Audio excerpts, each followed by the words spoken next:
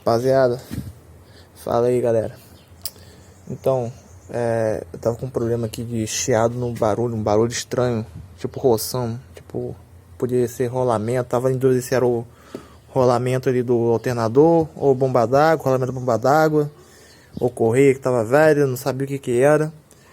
E eu vou mostrar pra vocês o barulho, e até agora eu não achei, mas eu vou falar como é que foi aqui que eu descobri o barulho certinho.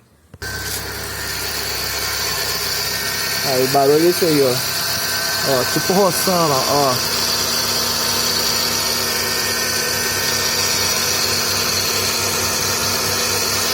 Então, o que que eu fiz pra descobrir o que que era?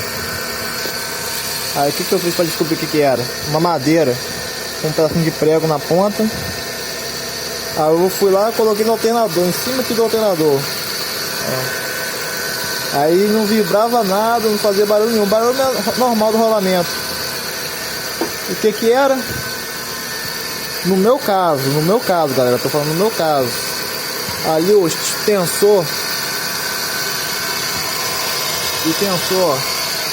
ó. Ao botar aqui, não sei se dá pra ouvir. Ó, dá pra ouvir na madeira aqui o barulho do rolamento chiando.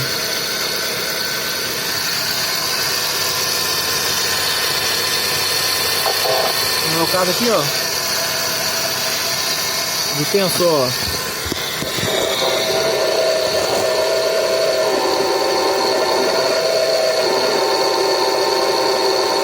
Não sei se vocês conseguem ouvir aí, mas no meu caso era o tensor.